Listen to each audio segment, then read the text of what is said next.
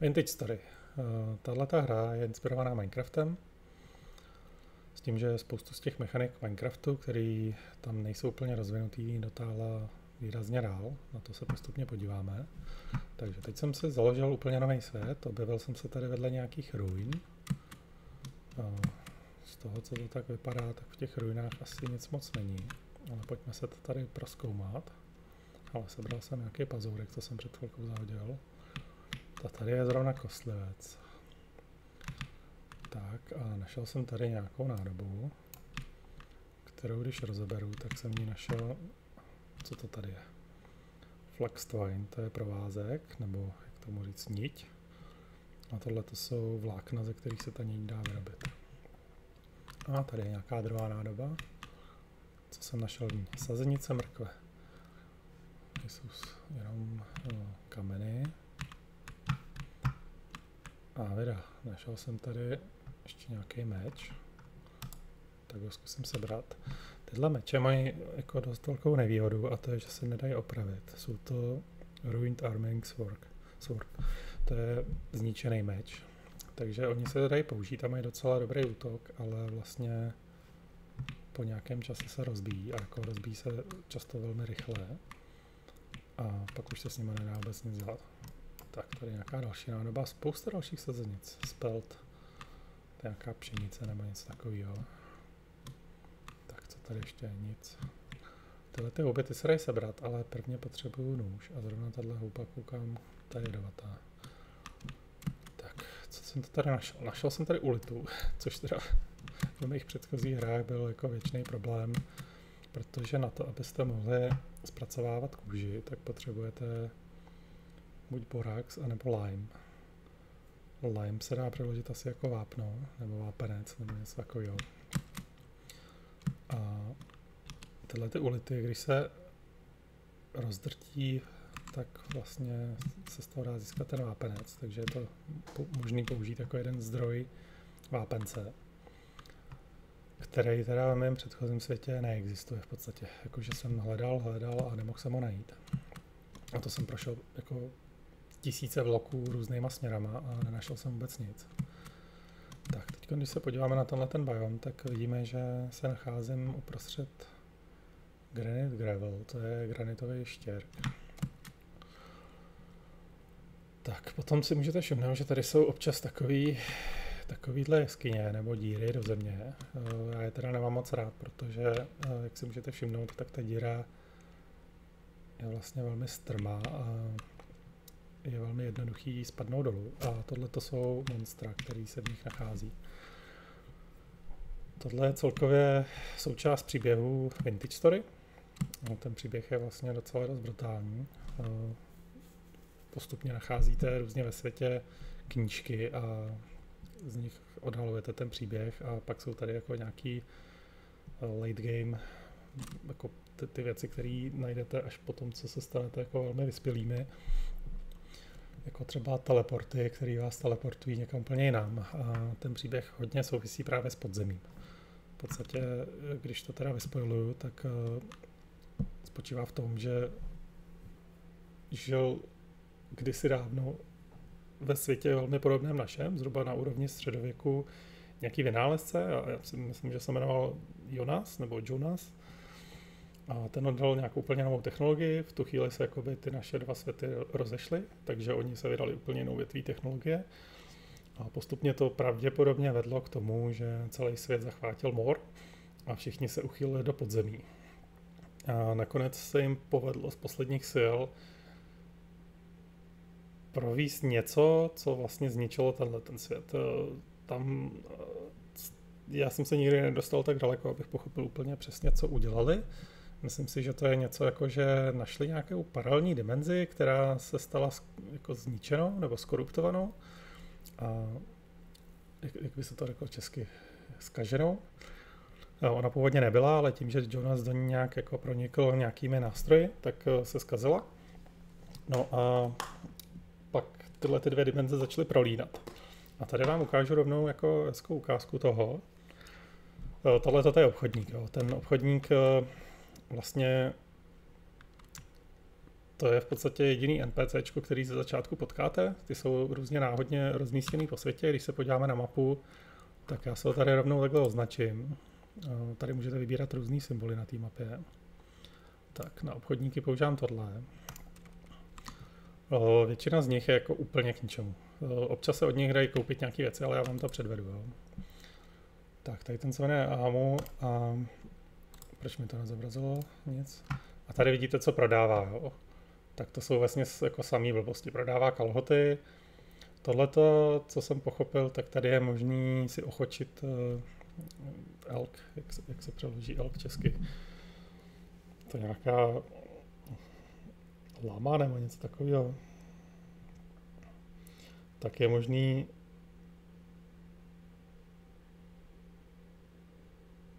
si ochočit tyhle ty lamy a vlastně, jo, koukám, že los je správný překlad, tak je možný si ochočit losa. Problém je, že teda jako najít losa je úplně výrazně těžší a vlastně součástí toho příběhu je, že potom od toho jednoho obchodníka můžete buď myslím koupit nebo dostat to losa. Tak, když se tady koukám, co dál prodává, tak prodává tohleto, to je v podstatě jako ta nejvíc základní látka, nebo nějaký ubrus tohle konkrétně teda, ale jako je vyrobený z látky a pak nějaký tady sedlo se z tohohle dá udělat a vlastně jsou to všechno jako úplný blbosti a on je ochotný od vás koupit ještě tyhle věci. Z nich jako dobře Flaxtwine ten zrovna teda mám a mohl bych mu ho prodat a dostal bych za to jedno kolečko. V této hře se obchoduje s kolečkami, to taky souvisí s těmi příběhy, jsou to ozubená kola, která se nacházejí různě po světě. Najdete je v jeskyních a nebo zrovna teda nepřátelé často je dropují jako loot. Tak pak pojďme se podívat na jednu specifickou věc Vintage Story, která je teda jako hodně odlišná od Minecraftu a to je teda Rift. Rift je trhlina v realitě.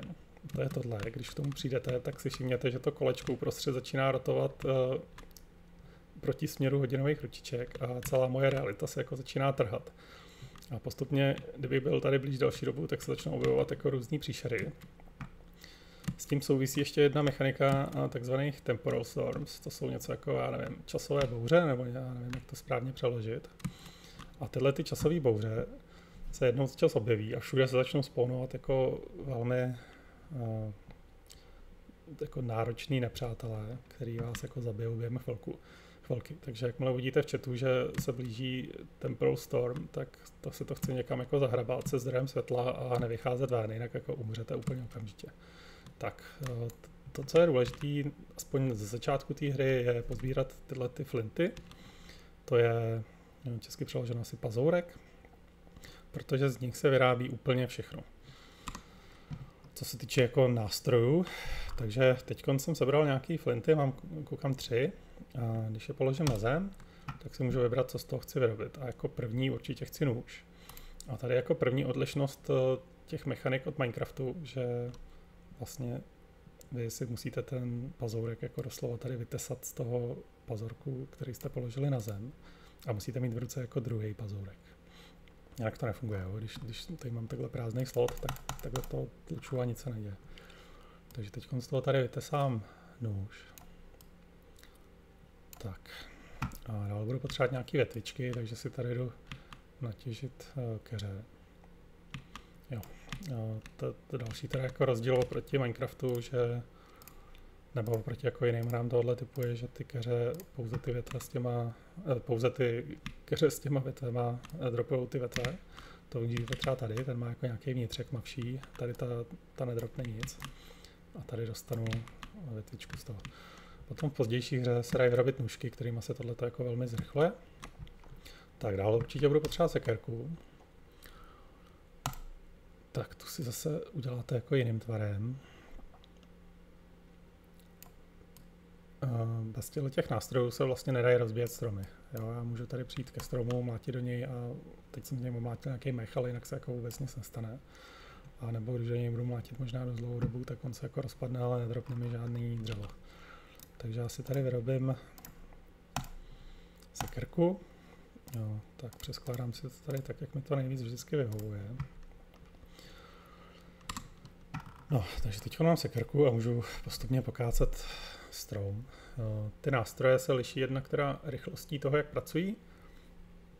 ale taky tím, co všechno jsou schopni rozbíjet.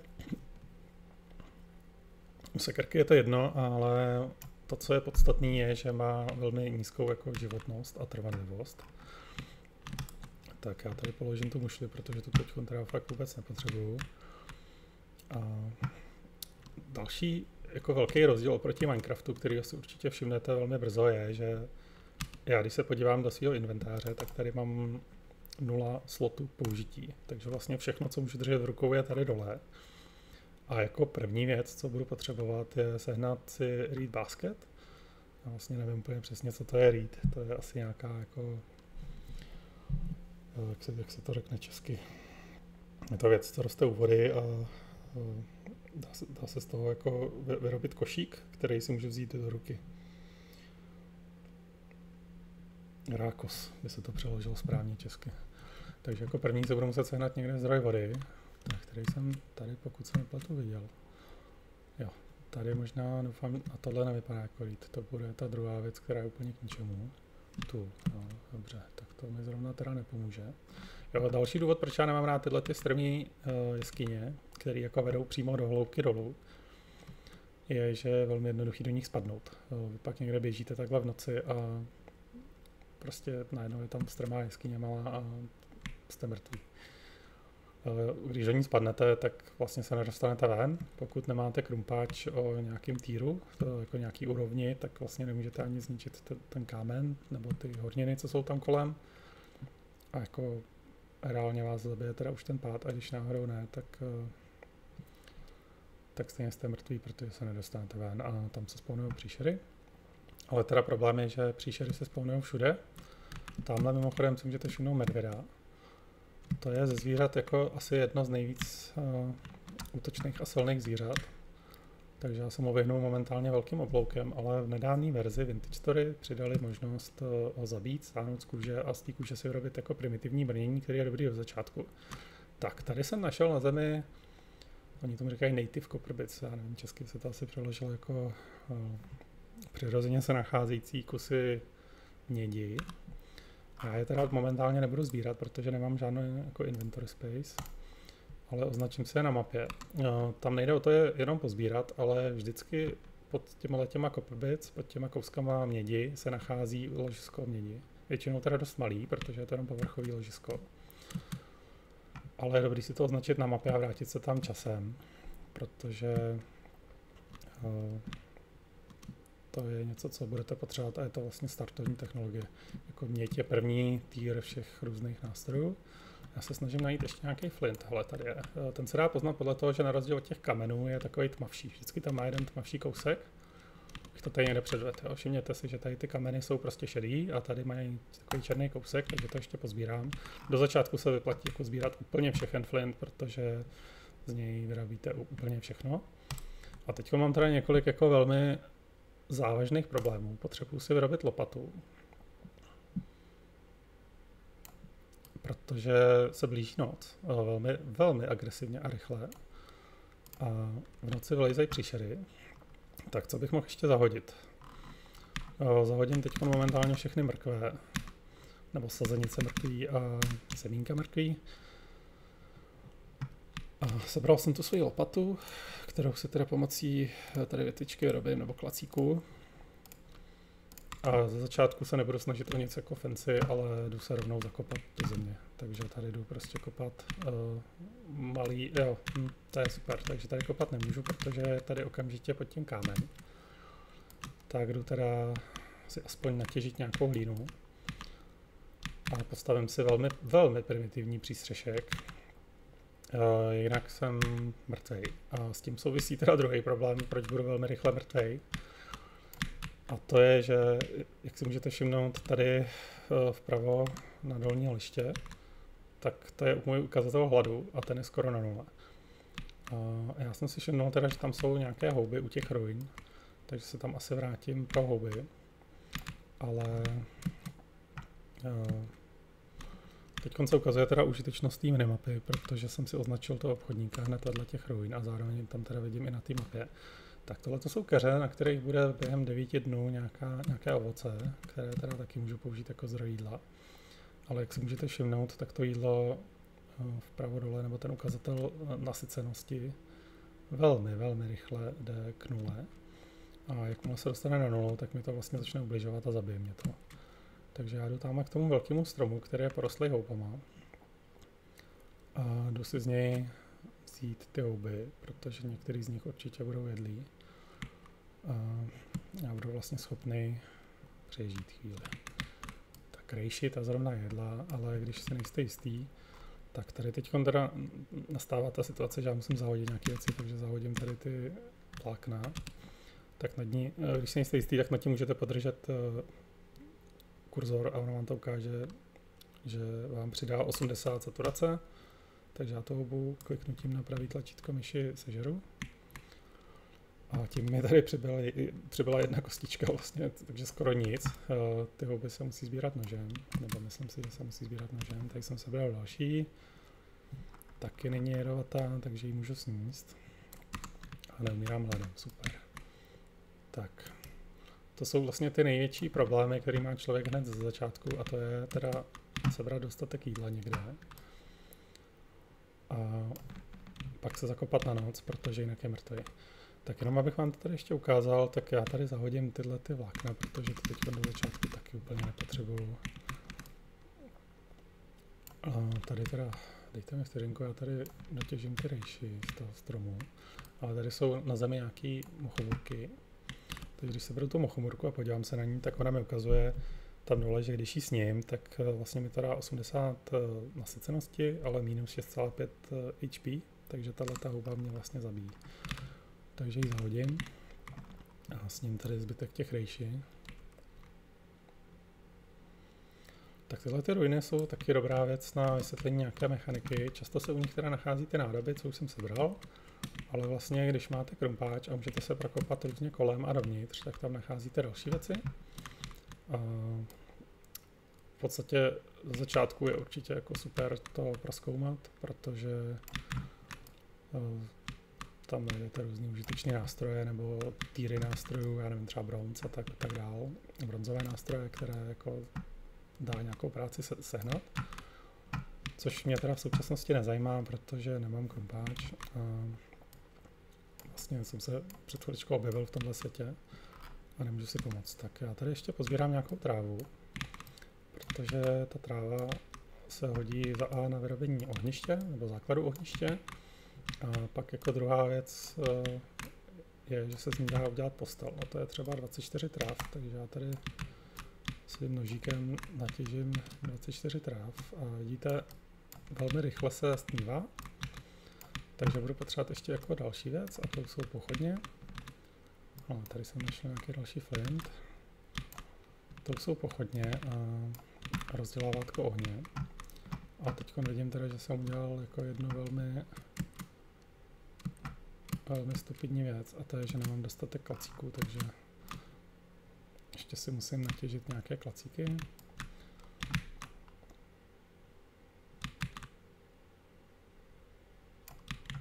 Tak, jako první věc si udělám teda pochodeň. To se dělá tak, že položíte jednu větvičku a nad ní dáte 2 trávy. A ta pochodeň ale není zapálená, takže jako druhou věc budu potřebovat rozdělávátko ohně a to se dělá 2 klacíky diagonálně a nad nimi kus trávy. Tak to vlastně třením, pak můžete rozdělat oheň. Zahodím tady nějakou hlínu a jako první si teda položím tu pochodeň, pochodeň jsem říkal, pochodeň na zem.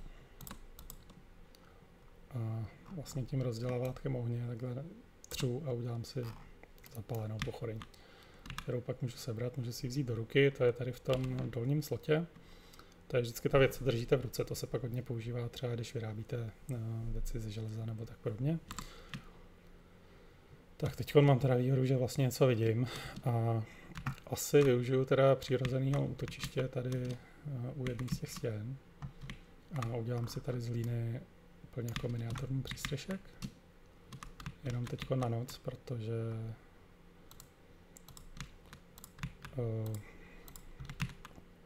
jinak asi umřu velmi rychle. Takže něco takhle úplně miniaturního. Bude to jako velmi ošklivý hliněný přístřešek.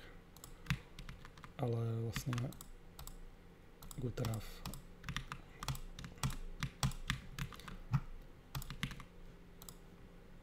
Tak. Tady je teda důležitý, aby se dal zavřít.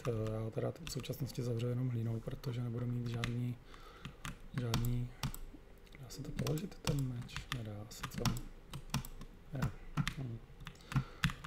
Ten meč vlastně asi taky zahodím, protože ačkoliv je to dobrá věc na začátek, jakože má velmi dobrý damage, na rozdíl od všech možných ostatních věcí, tak já si z toho flintu můžu dělat oštěpy, nebo já nevím, kopí možná, se tomu říká česky.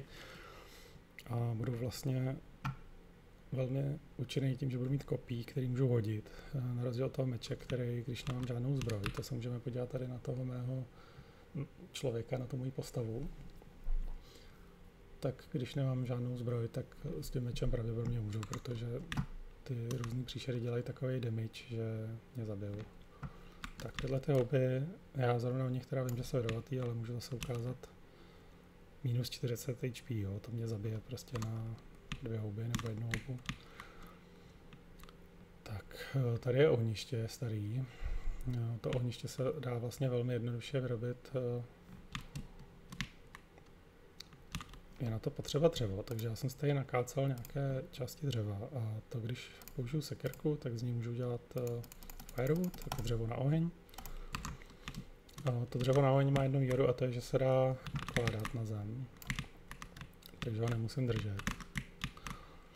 Takže když zmačknu Ctrl v mém případě a klikám pravým tlačítkem, tak takhle pokládám a když u toho držím Shift, tak pokládám víc vrstev na sebe. Takže mi to nezabírá sloty v inventáři a já bych ještě potřeboval jednu věc a to je teda natěžit si nějakou trávu.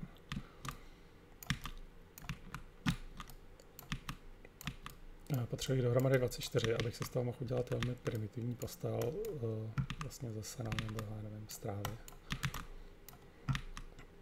Tak.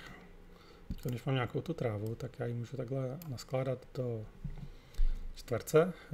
To je tím, že držím tlačítko a táhnu toho zároveň, tak on to rozkládá na stejně velký díly. A udělal jsem si 3 bloky slámy, který teď, když položím takhle do plochy, tak si z toho udělám velmi jednoduchou slaměnou postel. A tu slaměnou postel doufám budu schopný tady položit. Jo, jsem schopný položit. Můžu si sem takhle píchnout někam tu pochodeň. Kam můžu píchnout? Sem třeba. Takhle si to tady zavřu. Je důležité to teda zavřít oba 2 bloky, protože ty druhy nepřátel, co se spawnují v noci, tak minimálně jeden z nich se umí plazit po zemi a on umí většinou vyskočit i na tuhletu jednu kostku, takže se je schopný se vám sem vplazit dovnitř a zabít vás. Teď spím. Já, když spím, tak často rád jako u toho mám zapnutý tohleto menu, který se zapne písmenem C. A tady nalevo vidím plynutí času, takže můžu sledovat, kolik je hodin a většinou to takhle přeruším a když zmáčknu Ctrl, tak se zase zbudím. To je z toho důvodu, že nechci spát moc dlouho, abych teda za A neumřel hladem a za B nezmeškal většinu světla.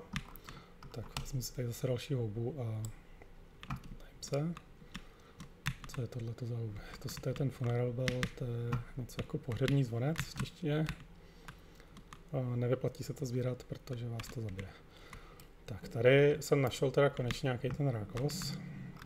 Jo, ještě jsem tady vyházel předtím ty různý vlákna a provázky nebo nitě, nebo co to je.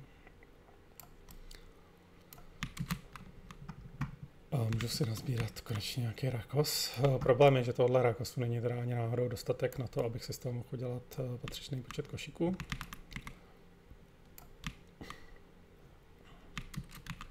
Takže mi to vlastně zase tak moc nepomůže. Tak dál, jak si můžete všimnout, když tady rozbiju nějakou tu kytku, tak on ji taky sebere ten můj charakter, ta moje postava. Z některých těch kytek se dají dělat různé další věci, ale většinou je to v podstatě jenom otravný, protože, jak můžete vidět, mi to jenom zabírá sloty v inventáři, co tahle houba ta jedla, takže tu ji můžu hned sníst. Tak.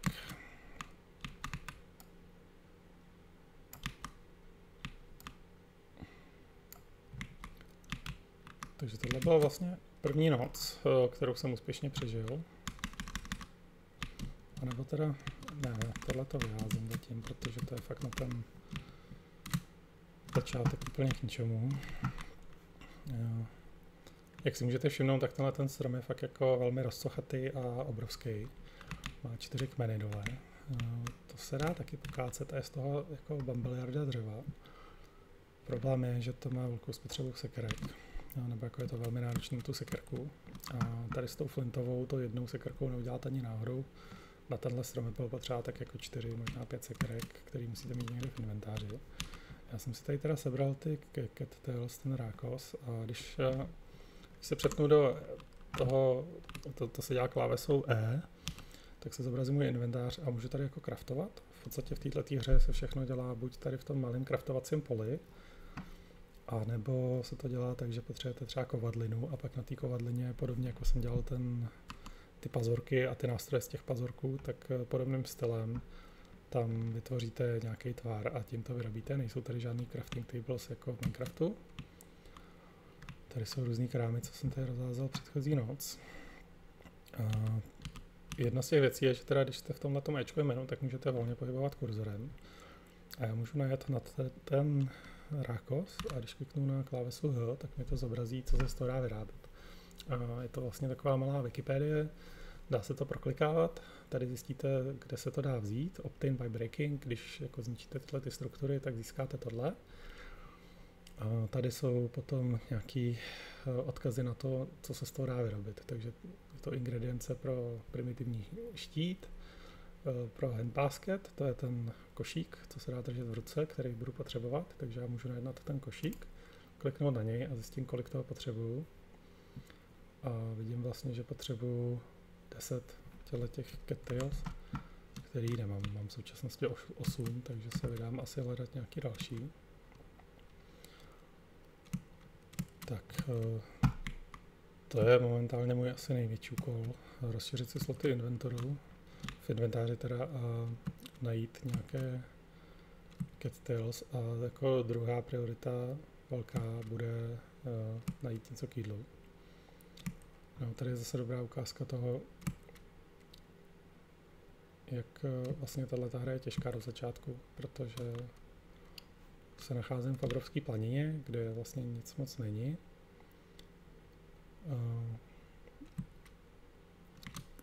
Jeden z těch problémových aspektů Vintage Story je, že fakt klade nějaký důraz na realismus, který mi přijde teda až jako místama přehnaný a místama zase nedotažený dost daleko. A jedna z těch věcí je, že ty biomy jsou jako velmi velký. A když hledáte konkrétní druh nějakého zdroje, jako já nevím, nějaký kameny nebo něco, co potřebujete, tak se to často nachází hrozně daleko od vás. A tím se bavím jako o řádově dnech, který musíte strávit putováním k tomu místu, kde chcete jako něco najít, já nevím, nějaký druh horniny nebo tak.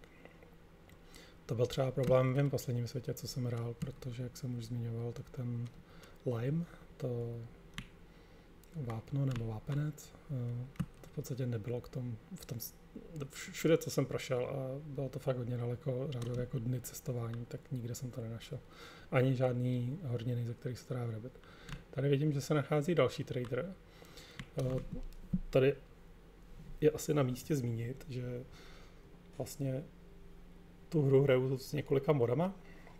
Jeden z těch modů je Primitive Survival, ale myslím si, že tam používám emod, který se nazývá něco jako Better Ruins a tak dál. A ten přidává podle mě tyhle ty struktury. To není úplně věc, kterou najdete v základní hře. Výhoda tohohle obrněného tradera je, že se tam dá schovat, když se stane ta Temporal Storm. A tady postel, kde se dá přespat. Teď je dobrý asi zmínit, že ty různý druhy postelí vám umožní spát různě dlouho. Má tady různý krámy, ale to nemůžete sebrat, protože vám to napíše, že to patří tomu traderovi. A když se podívám, s čím traduje, tak tohle je Treasure Hunter, to je lovec pokladů. No, je to jeden z těch důležitějších traderů, ne tím, co prodává, protože prodává vlastně jako samý blbosti. Tady vidím nějaké obrazy, čepice, to jsou věci, co jsou úplně k ničemu.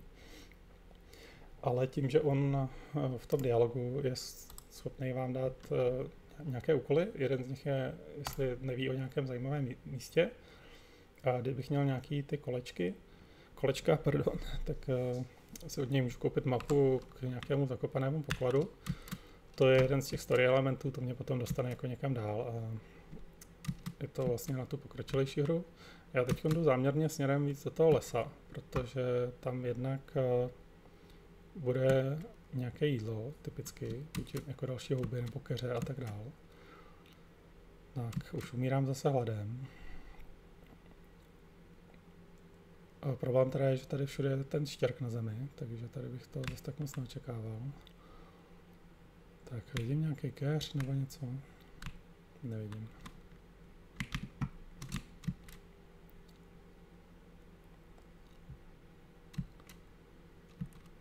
No a tohle to úplně krásně ilustruje, proč je ta hra tak těžká. Tady z tohohle stromu vytejká smůla, která se dá používat k výrobě velmi pokročilých nástrojů, jako třeba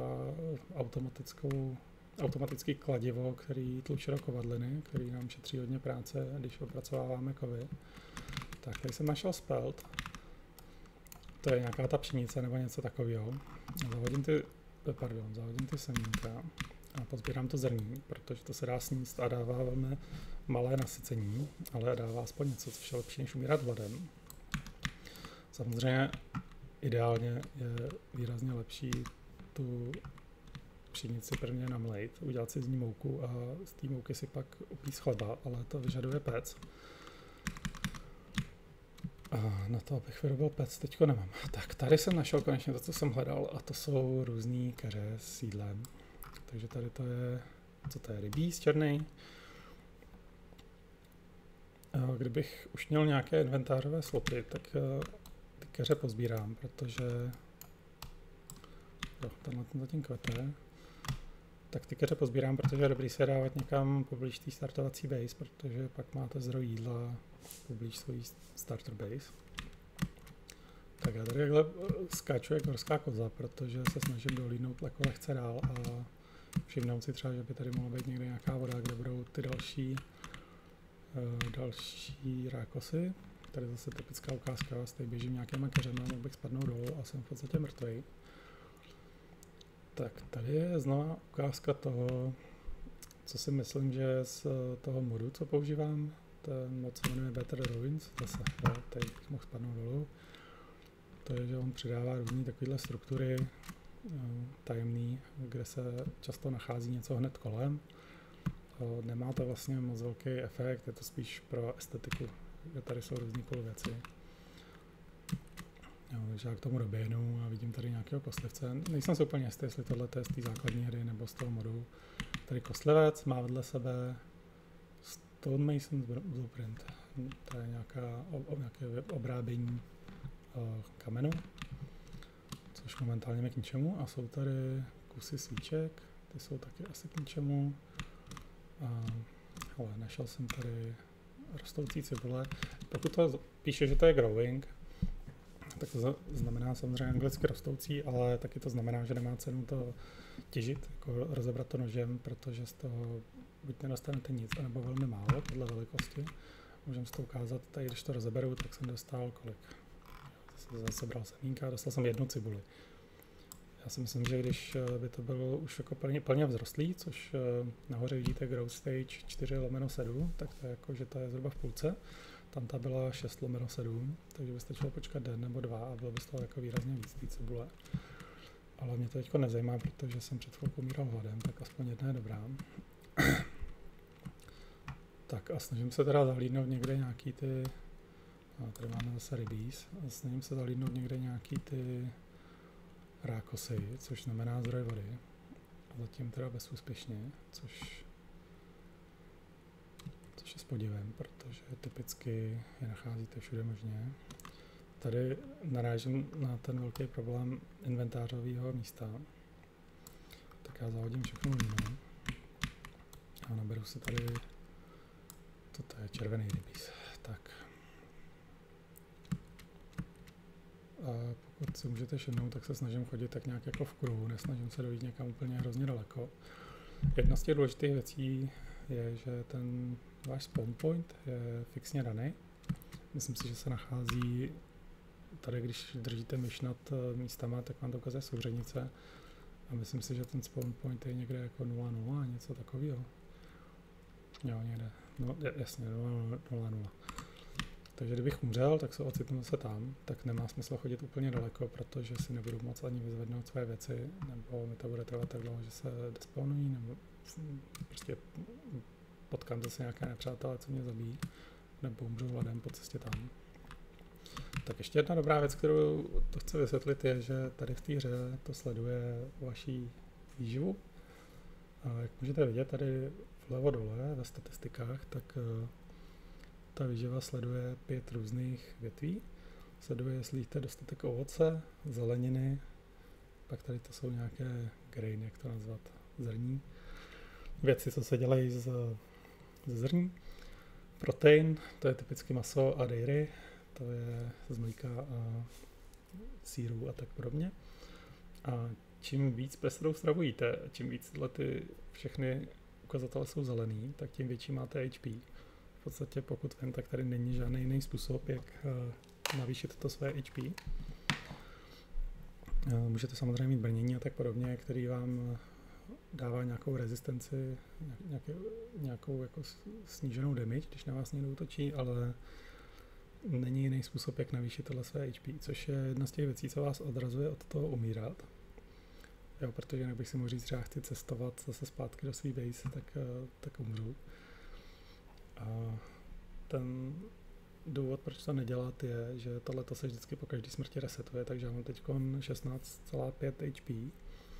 Když budu jíst víc z toho ovoce, tak postupně se mi to navýší, jak můžete vidět. Já už mám 16,6, 16,7.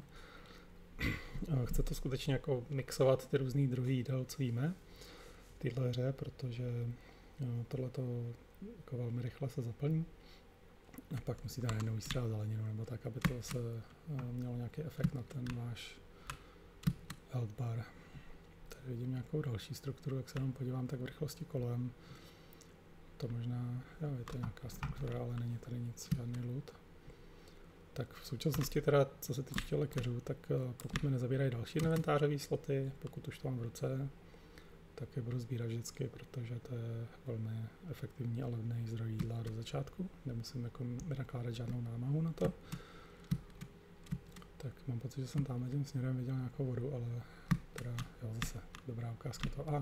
Podívejte se. Tady je vidět vrstvení nějakých hornin. To je kvorc. To jsou nějaký, já nevím, jak to nazvat česky, křemeny. Něco v tom smyslu.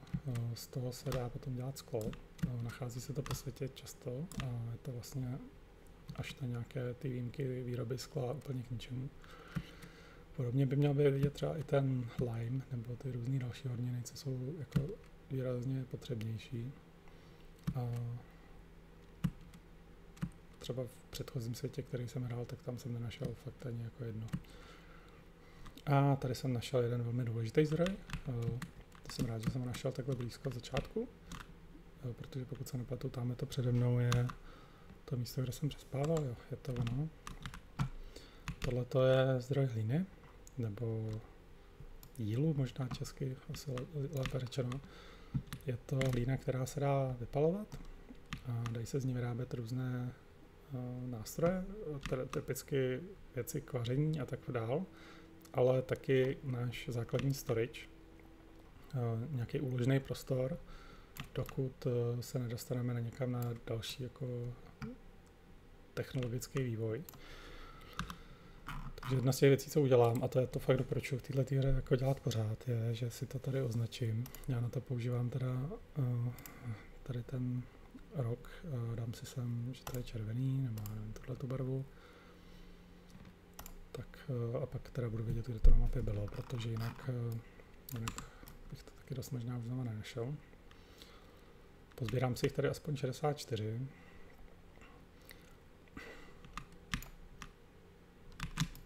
Což je maximum, který můžu držet v jednom tom inventářovém slotu, co se týče hlíny. Ty různý předměty mají různý maxima. A tady vidíte, že už mám 64 v inventáři a nemůžu zvednout ten další kousek, co tam leží. A jak je vidět, tak té hlíny je tady teda dostatek. Je to jako docela velký prostor, tady to celý a ono tak jde hodně jako pod zem často. Dřív se používaly různé barvy hlíny na různé vytváření věcí v této hře. Takže pak je tady jako vyšší level hlíny, který se nazývá Fireclay. To se používá třeba na vyrábění těch pecí. Problém je, že se to časem změnilo a teď dřív se to dělalo, pokud si pamatuju, mixováním červený a modrý hlíny. V dnešní době v posledních verzích je to třeba dělat, takže se opálí tady ten flint, pak se namele a pak se z toho vyrábí ta Fireclay, ze který se dá dělat ty pokročilejší věci, což je výrazně náročnější, protože musíte najít takové velké množství toho flintu. Třeba nějaký další.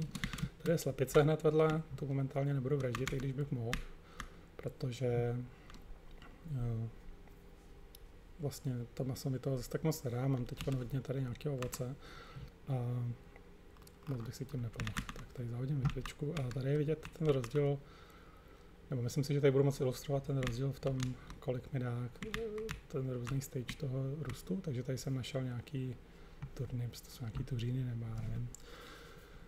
Tak tady jsou 4 z 5 mají na sobě, takže když tyhle ty rozbiju, tak z toho získám, zase jsem sebral, sakra, sebral jsem tady semínka, získal jsem jeden a když rozbiju ty, co už jsou jako plně vzrostlí, tak když to zvednu, tak jsou tam 2. To není zase tak velký rozdíl v případě těch turnipů, ale v případě mrkví a cibule a tak dál, tak jo. Tohle je zase nějaký druh houby, která jedla, ale teď ji sbírat nebudu, protože už jsem úplně plný. Co se týče inventáře, ne co se týče jídla. Tak hodně slepic tady, to je super. To se potom dá použít na založení nějaký malý farmičky, kde budu pěstovat slepice. A snažím se teda dohlédnout stále nějakou vodu v okolí. To bych se asi vlastně mohl podívat na mapu. Ale tady jsou dole nějaký zdroje vody, ale tam jsem podle mě už byl. Jo, a pak jsou ještě níž. Tak jo, tak já půjdu tímhletím směrem. Jdu správně. Půjdu vlastně směrem víc tady na jih. To je jedna z velkých výhod mapy, že nemusím tady zbytečně chodit někam. Ale vlastně, když na to koukám, tak vlastně mohl bych jít i na sever, protože tam bude větší zdroj vody. A kolem té vody skoro vždycky rostou ty rákosy, takže je to asi nejistější zdroj toho, kde to sehnat do začátku. Jak vidíte, je tady spoustu jako divoce rostoucích věcí. Tohle je konkrétně nějaký žito. To je super v tom, že se z toho dají získat semínka a pak se z toho dá založit malá farma, jenomže já momentálně farmu teda dělat nebudu, protože to je spíš na později. No, trvá to totiž velmi dlouho, než něco vyroste, řádově jako desítky dnů. A jako zdroj jídla to není úplně dobrý, nebo do začátku to není moc dobrý jako zdroj jídla, právě že naopak v pozdější hře je to velmi úžasný zdroj jídla, protože člověk si udělá jako farmičku a má z toho tolik jídla, že už to vlastně přestane být úplně problém. Tak teď se blížím tady nějakému malému jezeru nebo rybníku. Tady zase rostoucí flax. Flax je asi to nejlepší, co můžete pěstovat, protože se z toho dají získat jak teda nějaký ten grain, jak teda nějaký ty věci, co se dají rozemlejt a udělat se z nich chleba, tak hlavně teda ty vlákna. A z těch vláken se potom dá vyrábět všechno možný zlátky. Tak a když na to koukám, tak teda mám tady velkou smůlu. Pozbírám si tady ještě nějaký ty černý rybízy. Ale zase tohle je tool. To ani nevím, co je v češtině, ale v té hře je to vlastně skoro úplně k ničemu, protože se z toho dá dělat nějaký střechy, nějaký jako doškový, nebo já nevím, jak tomu říkat, prostě druh střechy. A to je všechno. Vlastně se to nedá použít na nic jako jiného. Tady jsem našel dalšího tradera, což v současnosti mě nezajímá to, co prodává ani, protože stejně nemám žádný kolečka, který bych mohl zaplatit, ale když se na něj dívám, tak tady bude mít určitě postel. Jo, tak tady by se ještě dalo přespat. Když budou venku příšery, tak se tady můžu schovat a zavřít dveře. Jdou tady zavřít dveře, nejdou tady zavřít dveře. No tak, ale i tak je to lepší než nic, než být jako venku a vidíme, že tohle je nějaký velmi jako pokročilý trader, survival goods, takže má nějaké věci pro přežití a nevím proč teda vždycky, když to kliknu, se nic nestane. Dají se od něj koupit různé nástroje, prodává Lime, koukám, a to teda myslím si, že je nějaký mod taky, co jsem si nainstaloval, když už mě štval v tom druhém světě, co jsem hrál, že nemám vlastně žádný Lime, protože ten fakt jako životně potřebujete pro vydělávání kůže. Prodává nějaké jako základní nástroje.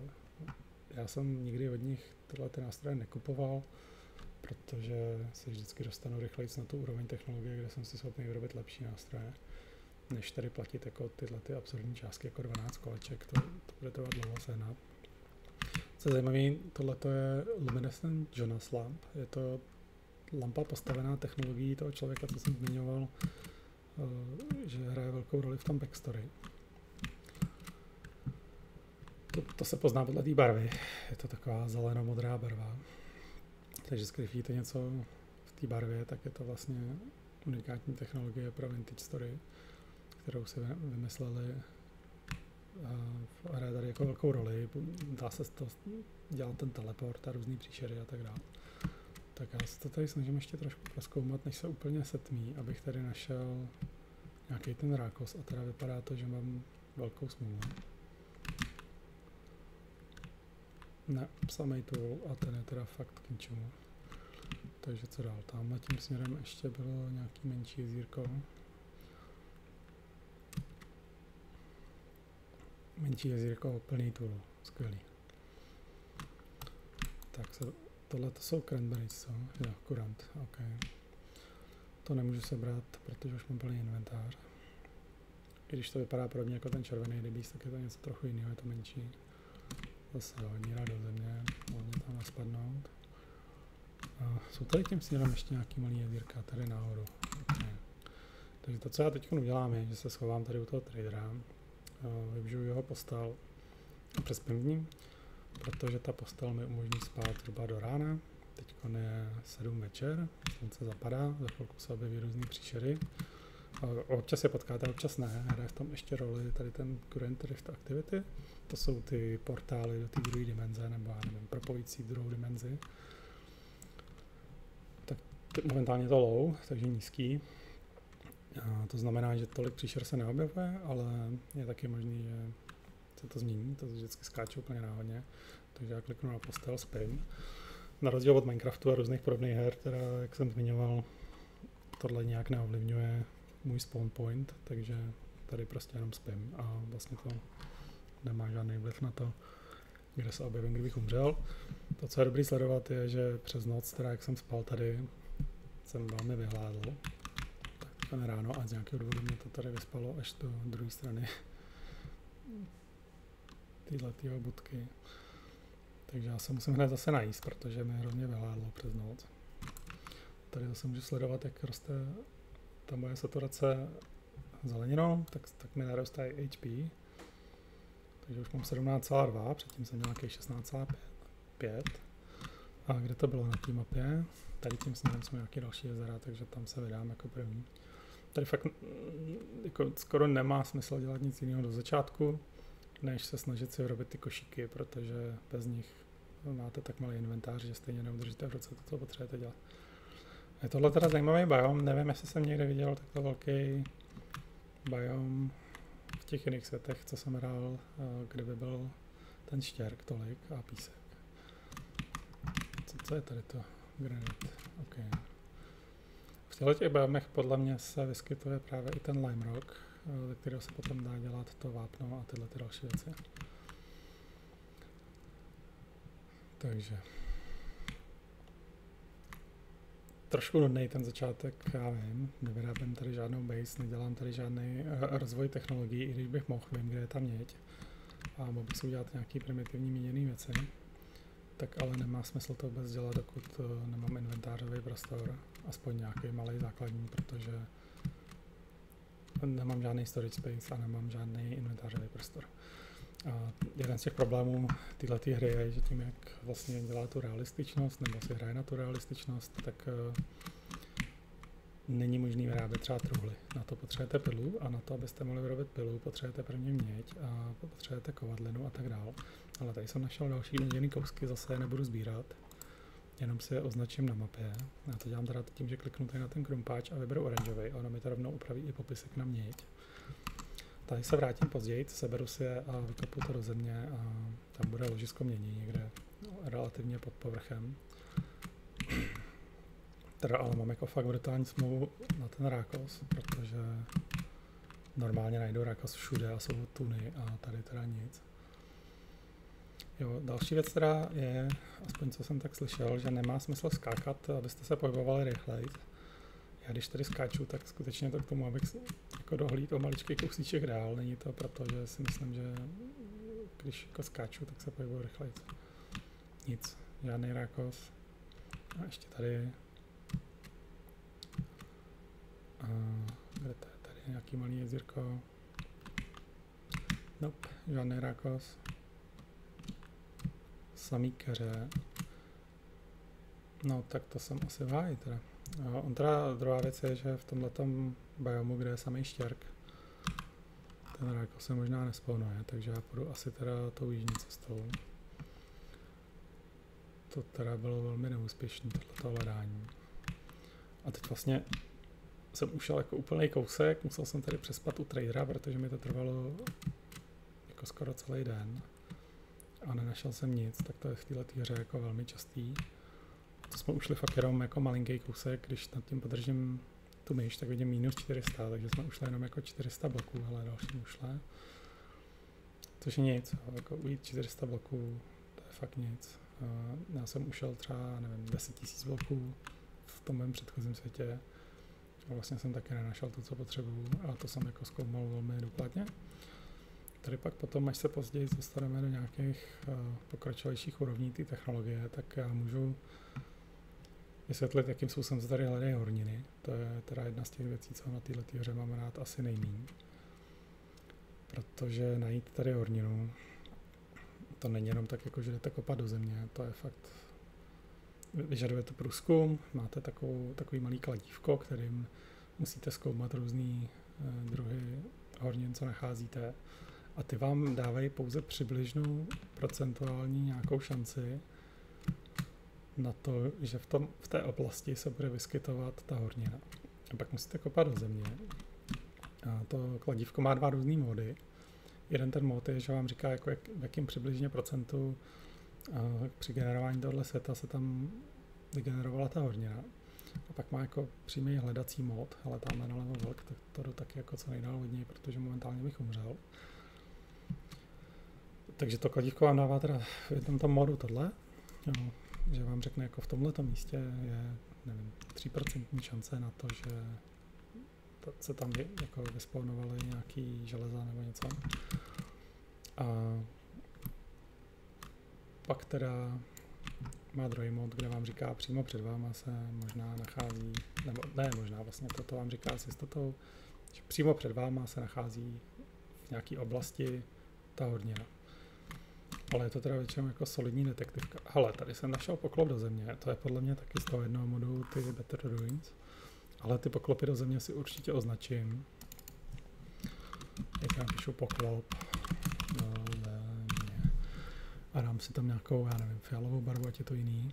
Ať na to nezapomenu. Tam typicky se úplně dole nachází nějaká hornina, která se dá těžit. Pokud se nepletu, tak tady by to mohlo být meteoritický železo, což je jako jeden z předposledních týrů technologie a je to jako fakt dobrá věc, to se ničí ze všeho nejmíň. Teda hned před ocelí, ale jako dostat se na výrobu oceli v této hře je jako velmi, velmi náročný problém. Jsou lišky, ty bych mohl jako zabít a mít z nich nějaký zdroje, jenomže v této hře jsou dva druhy masa. Je tady červený maso, tomu říkají, to je jako dobrý maso, a pak je tady divoký maso. A to divoký maso se skoro nevyplatí, jakože když ho opečete, tak z něj nejsou skoro žádný jako podstatný živiny. A nedá se vařit do různých jako složitějších pokrmů, já nevím, třeba nějaký guláš nebo něco takového z něj nedá udělat. Ty pokrmy se vyplatí vyrábět, protože ze 4 mas, který by vám normálně dali, já nevím, 240 saturace, tak oni vám dají prostě třeba 2000 saturace. Takže vyplatí se dělat složitější pokrmy, ale ne z těch divokých zvířat, protože to nedává nic a nedá se to kombinovat do gulášu a tak dále. Už jsem tady zase u nějakých jezírek, tak tady jenom tak jako v rychlosti projdu, kterým směrem bych se mohl vydat. Tady ještě takhle tímhletím směrem. Nějaký flint. To jestli vás ta hranice naučí, tak je to jako si všimnout toho, že se někde takhle nachází, když jdete jenom náhodně kolem. Jen abych připomněl, tak pořád hledáme rákos na vytvoření toho košíku. Jo, umírám hladem, tak si jdu dát tady, dám si houbu a dám si tyhle ty rybízy, nebo co to je. Tak to stačí zatím. Teda doufám, že najdu po cestě víc keřů, který mají na sobě ovoce. A hlavně, že už teda najdu ten rákos pitomý a budu si moc vyrobit nějakou tu věc z toho rákosu. Ty košíky. No, tady teda mi došlo, že jsem se zapomněl vlastně označit tohoto tradera, přestože už jsem u něj jako byl.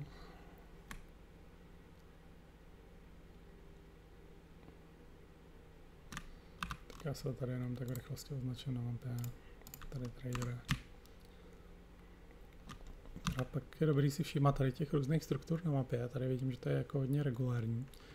Tak se to možná vyplatí prozkoumat, protože by to mohl být nějaký starý hrad nebo něco takového, kde se dají typicky najít.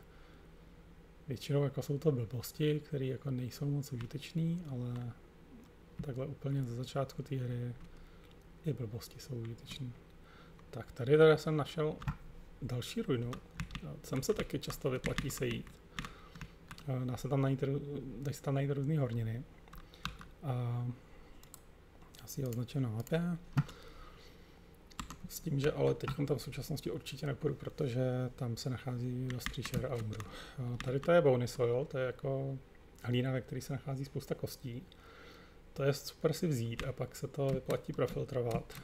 Jakože vzít takovou tu věc, kterou se hledá zlato, ten talíř na hledání zlata, nebo nevím, jak to nazvat.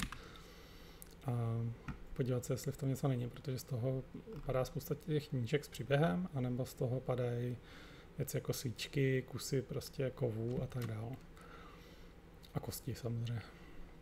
Tak jo, měl jsem pravdu, protože ten regulární útvar na té mapě, koukám, byl skutečně hrát. Většina z nich se nachází jako v hrozném stavu. Jsou prostě schnilí, schořelí a tak dále, souvisí to s tím příběhem. Ale dají se v nich najít různý zajímavé věci. Tohle nevím, jestli jsem teda někdy viděl. Rusted Gate, koukám, že to je ještě nějaká gate, co se dá otevřít pouze nějakým mechanismem. A tady teda slyším příšery vevnitř, to jsou ty, co se spawnují i v noci. Já mám teda problém, že jsem si nevyrobil žádný oštěp ani nic, tak si jdu rychle udělat tady oštěp. Což teda koukám stejně sfailuje, protože nemám žádný větvičky. Tak, mám aspoň jeden oštěp v ruce a tady zajdu se k nějakému keři a vezmu si z něj větvičku. Tady to je větvičkový, tak.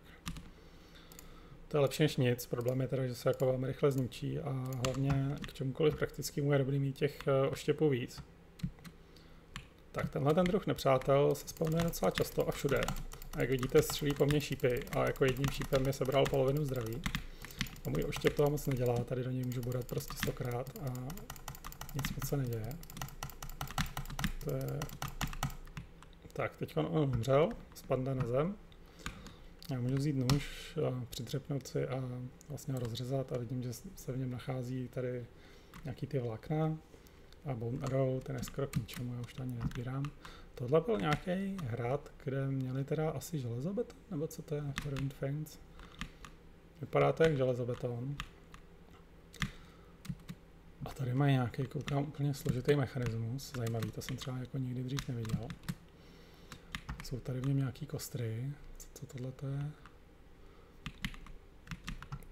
Iron support beam, tady teda vidíte, že nějaká kostra připevněná do své postele nějakým železným kusem. Nejsem si jistý, jak moc je tohleto z nějakého toho modu, anebo jak moc je to součástí jako loru. 2x2 gate, to se může hodit. Aha, tady je nějaká nádoba s něčím. Výborně. Našel jsem v ní trávu a ty cattails, takže pokud si pamatuju, tak to byl tady ten tvar. Jo, můžu si to dělat handbasket, ten si dám tady do ruky a najednou mám 3 inventářové sloty. Super. Co je tohle? Children's toy. Dětská hračka nějaká, to nepotřebuju. Tyhle ty blbosti nemám v současnosti vůbec sem sbírat, protože jedna, která oni se, pokud vím, jo, když je zkusím nějak jako rozdělat, tak se rozpadnou. Mají velkou šanci na to se rozbít, vlastně skoro 100%. A dají se opravit pomocí lepidla, jenomže z mý zkušenosti plyne, že všechno, co jsem zatím opravil, bylo úplně k ničemu. Jakože skutečně prostě se s tím nic neudělá. Tak tady je nějaká zase brána.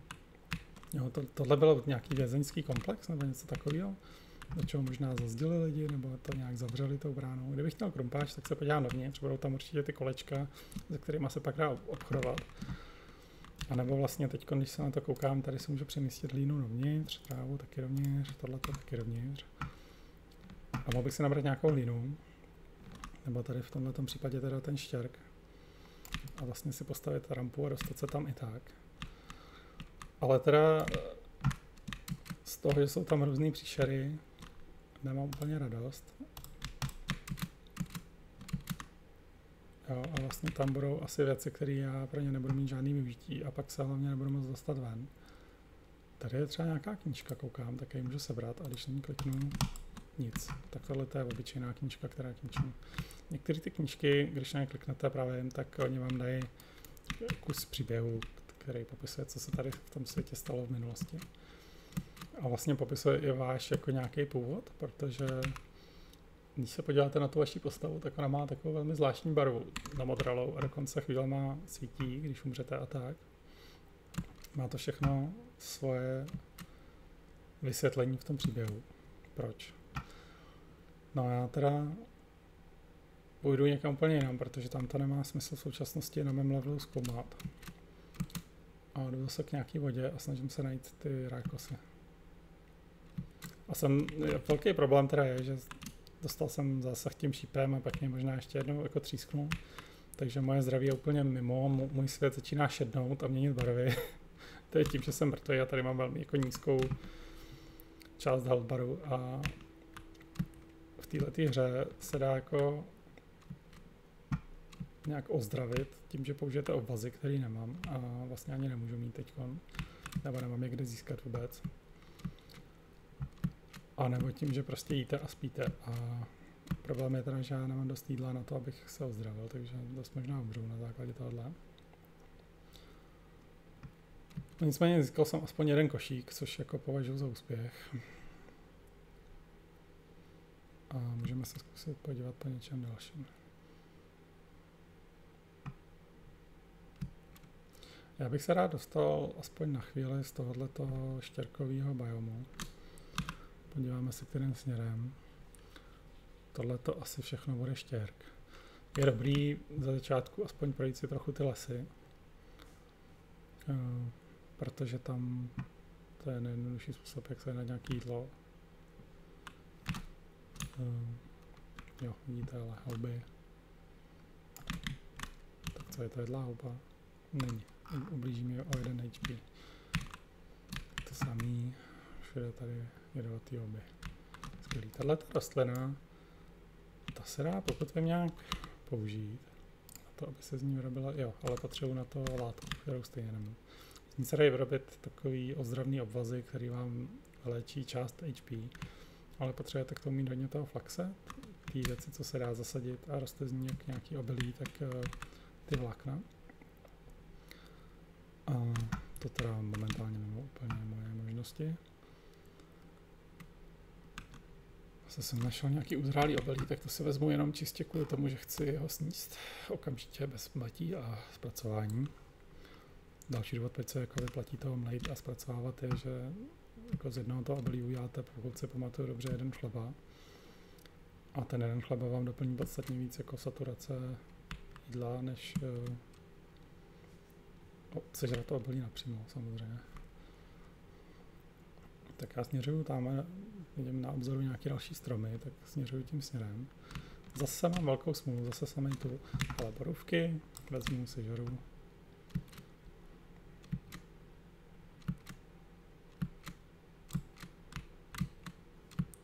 Se skáču jak horská koza, jenom abych dolí trošku dál. To se nevyplatí dělat moc často, protože v této hře samozřejmě to, že skáčete, vám konzumuje víc jako hladu. Ale vlastně je to takový trade-off, jestli budete skákat, tak jako o to rychleji se hládnete a to je jednodušší umřít hladem zase. Jo, momentálně chodím dost jako bezcílně, jak jsem říkal, jdu jenom přibližně nějakým směrem. Do toho začátku, já už jsem se zmiňoval o těch spawn pointech, tak ten spawn point, to jsem neříkal úplně jako korektně.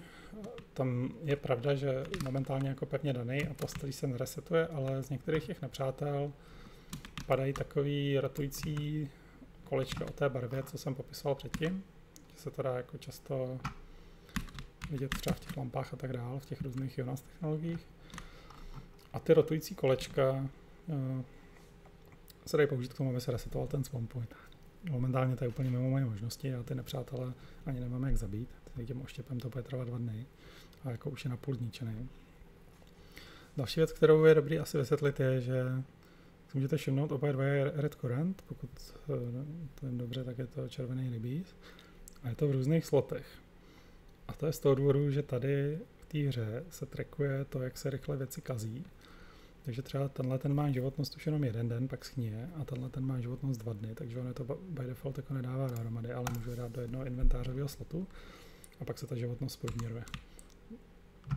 Jo, takže kdyby tam jeden měl 3 a druhý měl 1, tak kdybych je dal dohromady a byl jich stejný počet, tak se to zprůměruje na 2 dny. Tady je horská koza, ta se dá časem jako chytit, ochočit a je z ní to mlíko, dají se z ní dělat ty sýry a tak dál. Co je tohle za houba? Jedlá houba, dobrý. Určitě si ji takhle vezmu. Nepohrdnu jídlem zdarma.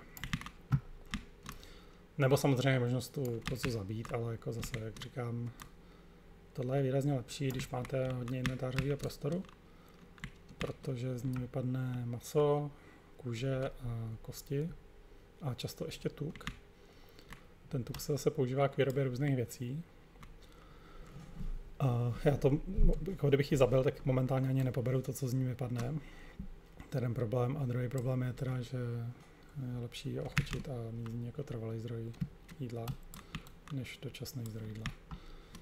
Ale oni se teda spawnují každou chvíli, potom jsou tady králíci, ty mají teda to divoký maso, ale jsou jako dobrý zdroj kůže, protože stačí jako postupně chytit samce a samici a zavříte do plotu a můžete mít jako velmi rychle se množící farmu králíků, ze kterých padá to divoký maso, který není moc výživný, ale padá z nich vždycky minimálně 1 kůže, často spíš 2, podle toho, jestli jsou dobře vykrmení. A tím, že rostou v podstatě geometrickou řadou, tak je to dobrý zdroj kůže do začátku. No, já teda jsem zatím velmi zklamaný, protože nemůžu najít žádný ty rákosy. A to je pro mě trošku matoucí, protože já už jsem hrál tuhletu hru v asi 4 různých světech. V některých jsem strávil fakt jako stovky hodin. A vždycky jsem měl spíš opačný problém, že ty rákosy jsou jako úplně všude. Ne, že by ty rákosy bylo takhle těžký najít. Tak, tamhle směřuju zase k vodě. Vidím ji tam na obzoru. No a kdybych měl hodně inventářového prostoru, tak prostě já když takhle chodím divočinou a něco hledám, tak sbírám všechny keře a dávám si hned tohletý svůj base, nějaký základní, protože to se prostě naprosto vyplatí, tam máte nekonečný zdroj jídla, který se co pár dní obnovuje, myslím si, že to je co 7 dní, ale když si tam jako zasadíte v různý časy různý keře, tak vlastně oni se obnovují pořád, protože každý z nich má jako jinou periodu dotace. Tak já momentálně sbírám teda všechny tyhle ovoce a hned je žru, protože jsem polomrtvej pořád, nebo víc než polomrtvej. No, zase lišky, jo, mohl bych to zabít na maso a tak dále. Tady si všimněte, jak jsem úplně reflexivně přeskočil nějakou díru. To se musíte naučit. Hlavně ze začátku, když jsem začal hrát tohleto hru, tak jsem teda padal do těch dír pořád a bylo to jako velmi, velmi nepříjemné. Tak pozbírám houby. Teď se trochu omlouvám, že ten můj gameplay je zatím teda čistě o tom přežít. Nedělá mě zajímavýho, nevysvětluji tady žádný složitější výrobní mechaniky nebo tak. Fakt se snažím jenom jako neumřít hladem hned druhý den nebo třetí den. Koukám takhle na obzor, jestli tam nevidím nějaký ty kytky, nevidím nic, teda kosy. No budeme směřovat tady teda dál na sever k těm menším jezírkům. Tak zase flint, to já už na to mám tak vytrénovaný oko, že prostě koutkem oka zahlednu na 3 pixelech jako to je lehce tmavší a hned sbírám flint. Tohle to je granit. Ono teda tady z těch kamenů, ty se dají taky sebrat, tady se z nich taky vyrábět nástroje podobně jako z toho flintu, menší počet nástrojů. Problém je, že mají, pokud si pamatuju, ještě nižší životnost, ale hlavně tím, jak je to menší počet, tak já hlavně sbírám ty flinty. Ten zbytek mě moc jako nezajímá, tam ty pazorky sbírám. Tady rostou nějaký zase turnipy, nebo co to je? No. To nemá smysl k tomu rozbíjet, protože by to stejně nic nebylo. Hele, konečně rákos. Tak, tady hlavně do začátku se dá jako sebrat ten kořen toho rákosu. S tím, že ten kořen se dá uvařit a sníst. Párkrát jsem to používal, když jsem hlavně začínal z Vintage Story, protože jako nějaký jídlo je lepší než žádný jídlo. Teďko na to většinou kašlu. Došlo mi, že se dá prostě proběhnout to okolí a nazbírat z různých keřů většinou víc, než dává smysl tady žrát v kořenech rákosů. Jak si můžete všimnout, tak tady vlevo dole ten můj nůž už má jako velmi nízkou durability. To znamená, že se za chvilku rozbije a se budu muset vyrobit novej. To s touhletou pazorkovou technologií jako věc, která se děje neustále.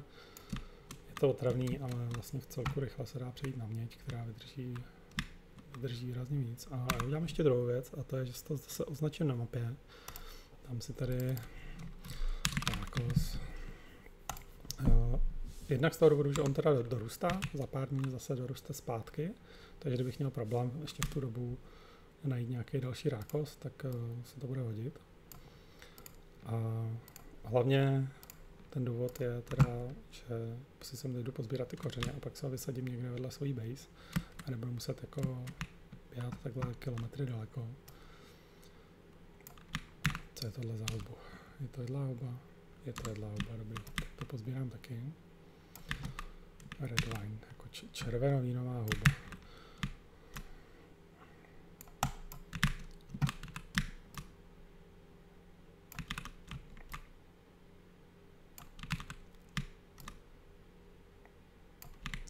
Takhle, a tady vidím zase další rákosy, super. Takže ještě si pozbírám, kolik ještě potřebuji. Aspoň 6. A budu z toho mít dost na 4. košík, což takhle do začátku bude maximální počet inventáře, který jsem schopný jako mít. Tam potom existuje velmi jako jednoduchý způsob, jak si ten inventář rozšířit. To je zpracovávat kůži a udělat si kožený baťohy. Což vyžaduje teda ten lime na to, abyste byli schopni vydělávat kůži. Ale teď už aspoň mám nějaký malý inventář. Těma koženýma baťohama se dostanete, pokud vím, na dvojnásobek, ale ještě existuje jeden jednodušší způsob. A to je pozbírat nějaký ten flax, zasadit si ho. Hele, tady mám jako velký štěstí, že roste hned vedle. Tak tady z těch fibers se dají dělat potom ty co to je, provázky nebo nítě, něco takového. A z těch nití se dají dělat kusy látky. A z těch látek se dá zase, jo, teď to tady můžu asi ukázat, takže když vezmu takhle 4 ty flaxy, tak z toho udělám twine, což je nějaký provázek. A když mám 4 provázky, tak z nich můžu udělat jeden kus té látky a z těch látek se dá udělat pytel a ten pytel se dá nosit na rameni. Což velmi doporučuji, protože to má o 1 menší počet slotů inventáře než kožený baťohy. A ty kožený baťohy, než se k ním dostanete, než jako vyděláte tu kůži, to jednak uběhnou týdny jenom čistě na tom, jak dlouho se vydělává ta kůže. Jo, to ji musíte prvně nějak různě oškrábat a naložit a to pak to trvá x dní a pak se musí naložit do něčeho jiného a tak dál. Což trvá strašně dlouho, oproti tomu, když najdete prostě jenom někde tady ty Flux věci, tak se tam dá dostat jako na podobný počet slotů, lehce menší, ale jako velmi podobný. Výrazně rychleji. A teď teda udělám přesně to, co jsem předtím říkal, a to je, že začnu sbírat ty keře. No a tak je hezky vidět, že se mi rozbil nůž. Takže já tady naštěstí mám dostatečný počet pazorků a jdu si hned vyrobit jako další nůž.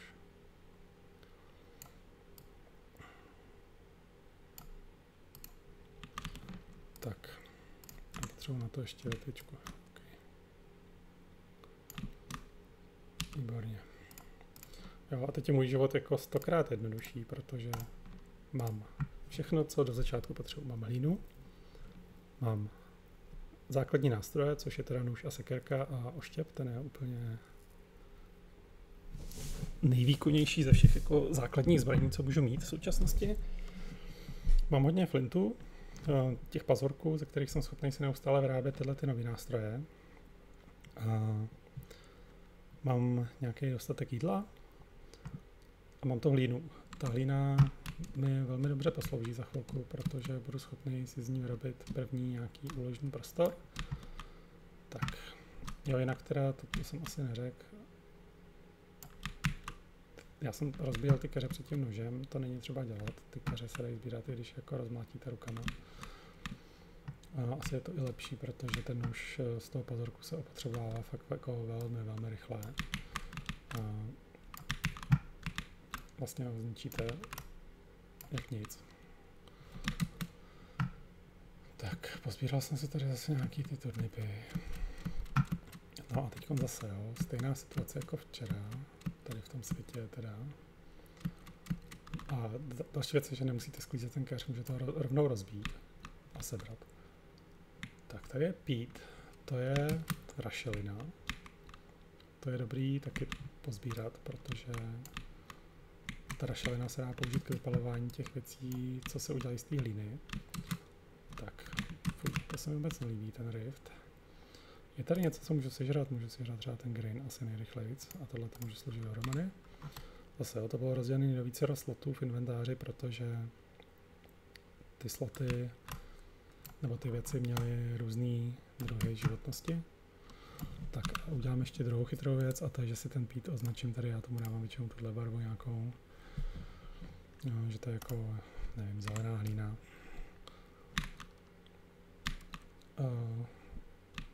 Do začátku určitě budu nějaký chtít, protože ho použiju k vypálení té hlíny, co jsem si nazbíral, a teda respektive z těch věcí z té hlíny.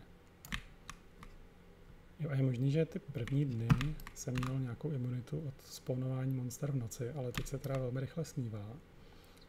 Jo. A znova, jo, tady za mnou běží nějaký pavouk a já prostě zdrhám. Vůbec mě nezajímáš, jdi pryč.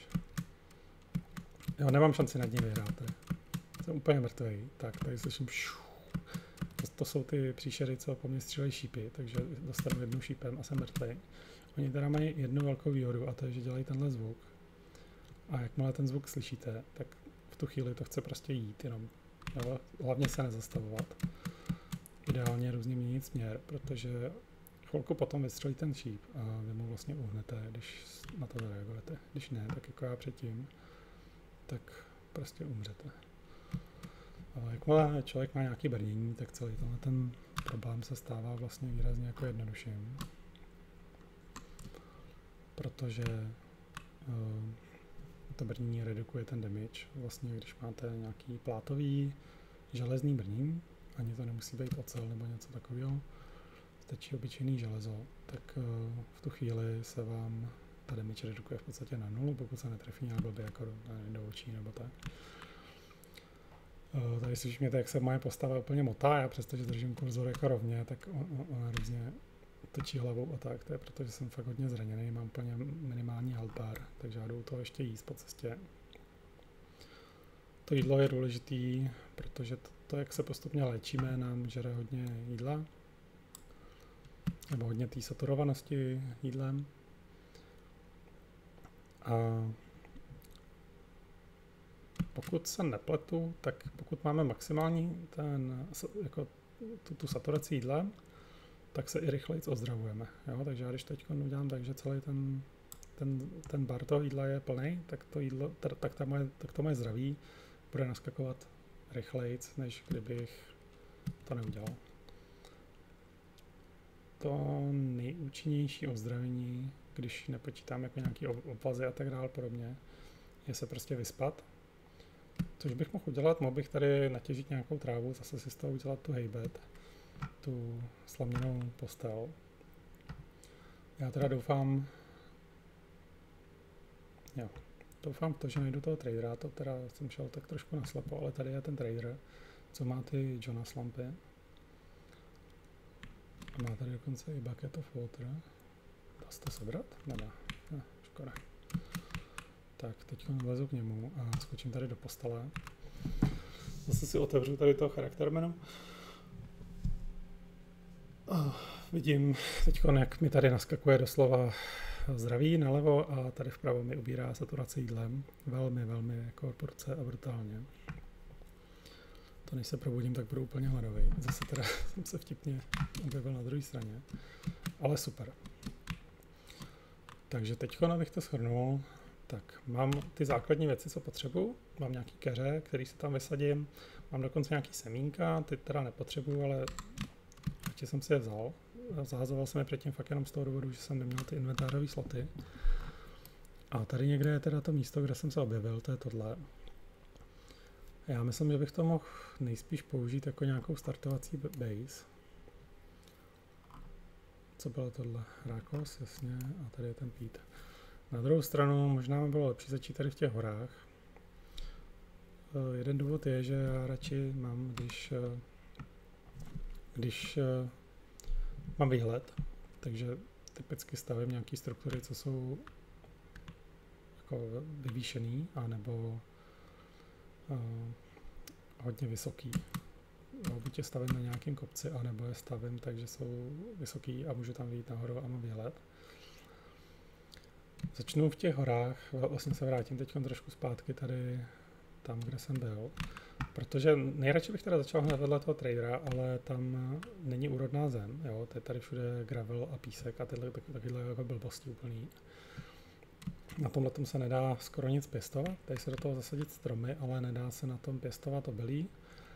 A druhá věc je, že tam teda nejsou moc zvířata. Kudy jdu? Jo, tady jdu úplně blbě, koukám. No a nebo bych si mohl vybrat nějaký místo, ale já si myslím, že tohle to bude fakt dobrý. Tady byly tady ten pít, což je ta rašelina, byly tam ty rákosy poblíž a byla tam hlína a spolnou se tam různý zvířata, s nima teda i ty monstra, ano. Ale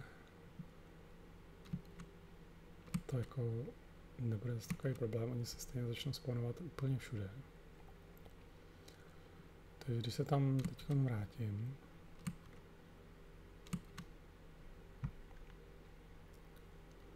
tak budu moc konečně začít. Ale tady je zase nějaká struktura, ale to, co mě zajímalo je, jo, to je normální cobblestone, OK, granit. To chvilku vypadalo, jako že by to mohl být nějaký ten limestone nebo něco takového, z čeho se dá potom dělat to vápno. Tak. Další věc, kterou mám rád, když jako takhle začínám, je postavit si tu base někde u vody, protože ta voda, jo, zase tady umírám hladem, to byl hlas mojí postavy, jak naříkám. Takže se trošku dojím. Tady teda zajímavý, že jsou to jako jeskyní komplex plus jako nějaký ruiny. Zase bony soil, to je něco, co nás to označuje na mapě, jako že tady aspoň jsou teda ty ruiny, takhle. Bony soil je něco, co budu rozhodně v dohledné době chtít pozbírat a postupně si z toho vytěžit teda všechny ty věci, co se v tom nachází. Velmi doporučuji, protože to prostě může vyhodit nějaký itemy, který se do začátku fakt hodí. Tak ještě to udělám na té mapě, na té minimapě to nevidím. Jo, tady víc doprava. Dobře, takže tady tím směrem. Ale tady je zase nějaký flax. Přestože je zatím jenom growing, já ho stejně rozbiju, protože mi jde o ty semínka. Teď mi nejde o ten produkt, ale o ty semínka. teď postupně se dostávám teda do té fáze, že jsem jako přestal zahazovat věci a začínám je sbírat. Ráj. Tohle je nějaký žito nebo něco takového. Takže si žeru tady to obilí, co jsem z toho dostal. Já tyhle ty ráj zrovna nemám rád, když ho zahodím. Jednak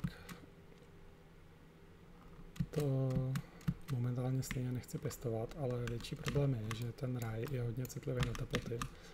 A když jsem ho zkoušel pěstovat předtím, tak vždycky jsem měl ten samý problém a to je, že on mi to buď jako chcípne, nebo z toho není takový množství produktů, který jsem očekával, protože byla buď moc velká zima nebo moc velký teplo, takže jsem nepřišel vlastně na to, kdy to jako vysadit. Ideálně, jako v tu správnou chvíli.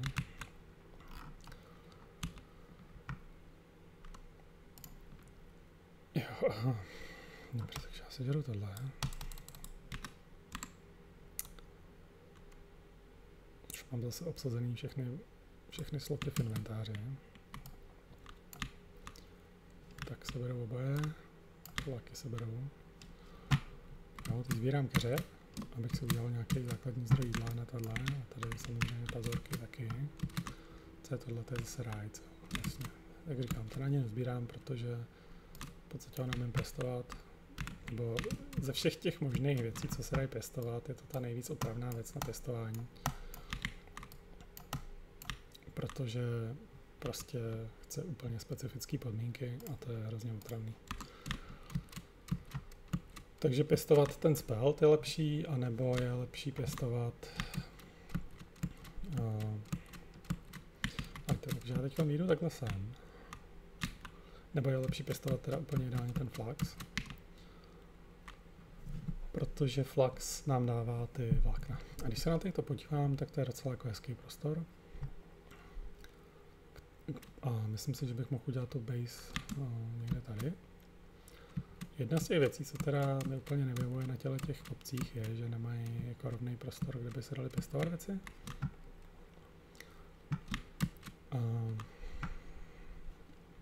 Vyžaduje to pak hodně terraformování, to znamená jako vyhlazování té krajiny do rovna. Takže možná já si udělám tady nějakou úplně základní spížírnu toho, kde budu pěstovat tyhle ty keře. Já na začátku tady prostě naházím všechny tak, jak buď.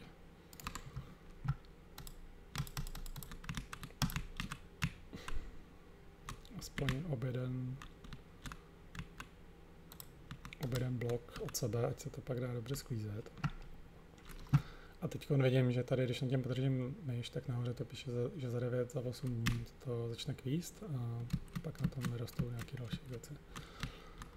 No a pak teda úplně jako akutně potřebuji začít zpracovávat to hlínu, takže udělám tady jednu věc a to je takhle malý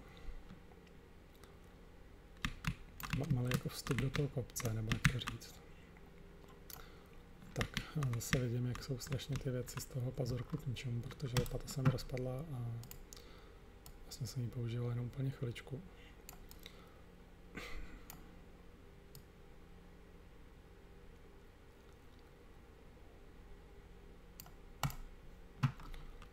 Jo, zase nemám větvičky, dobře. Tady vidím strom, tak z toho stromu snad vymlátím nějaký.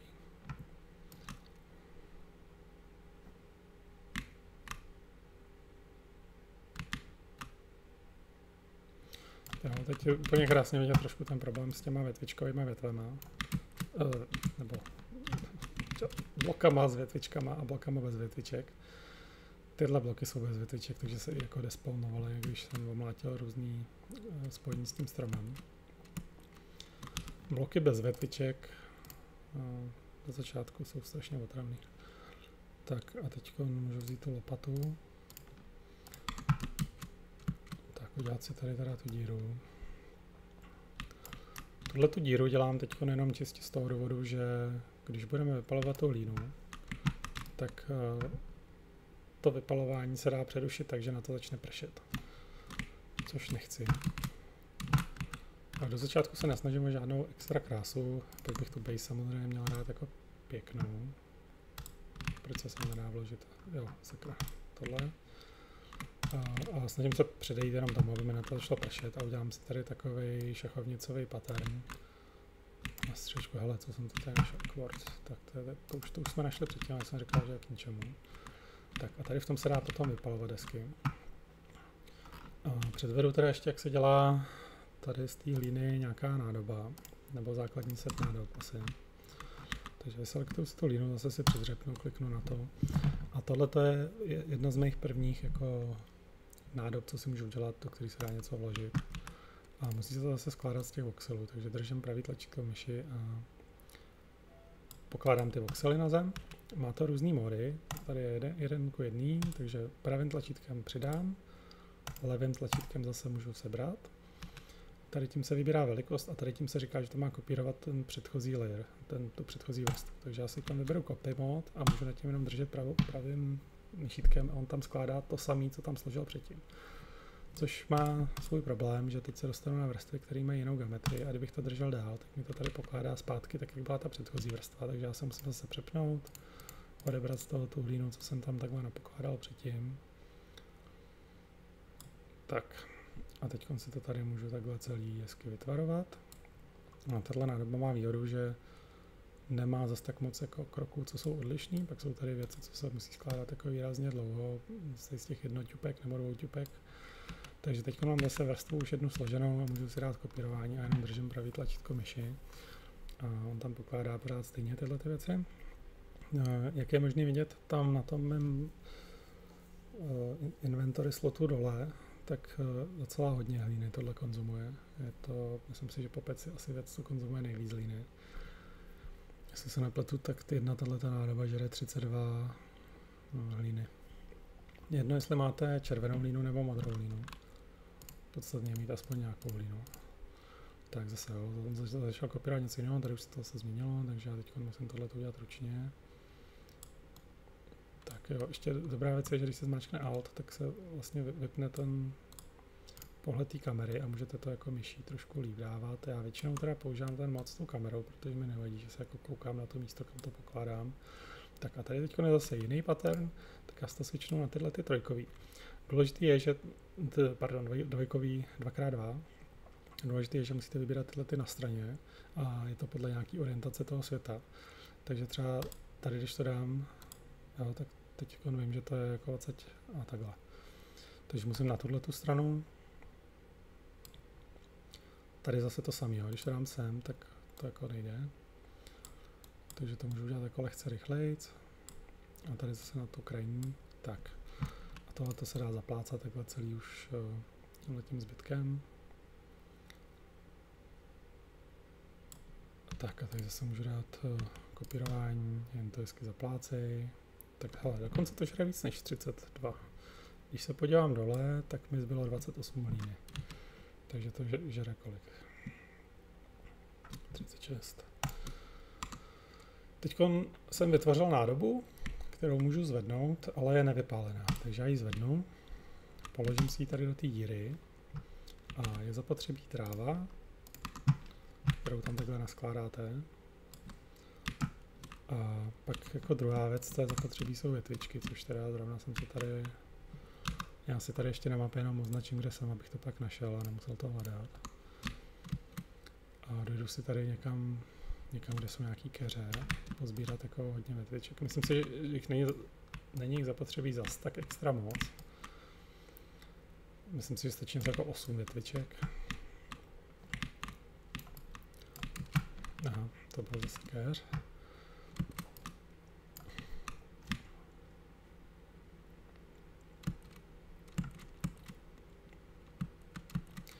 Většinou, co se vyplatí, je to, co dělám teď já, a to je dojít k nějakému stromu. Ale teda zrovna asi ty břízy nejsou úplně na tohle slavný, protože koukám, že z nich moc nepadá.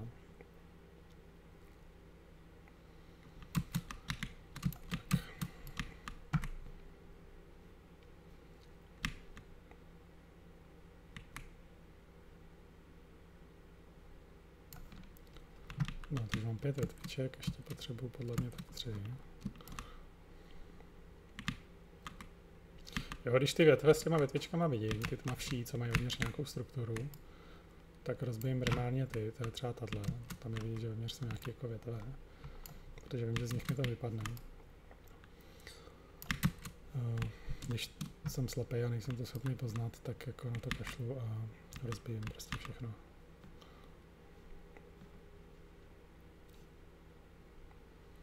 Jo, u těch jelečnatých stromů to snad dokonce ani moc poznat nejde, protože je to tmavý. Tak kolik? Teď mám 9 větviček, já radši nazbírám ještě jako lehouce víc.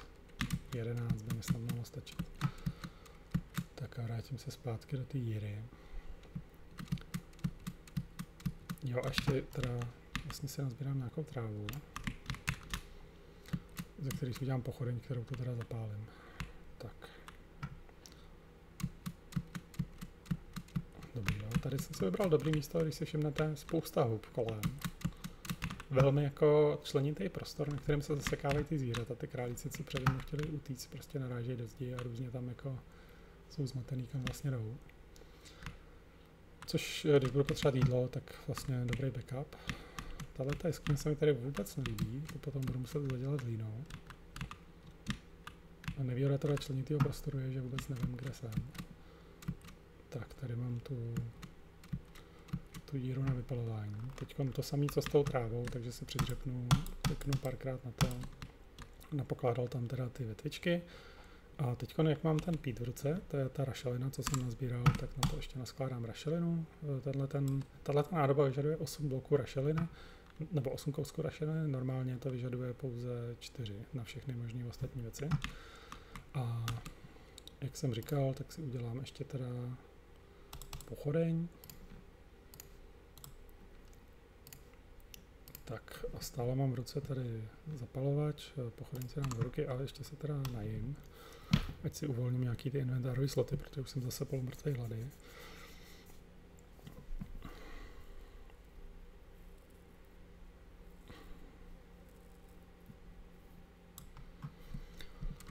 Tak, to jsem uvolnil slot a tady sežeru ještě nějaký tyhle ty toříny, nebo co to je.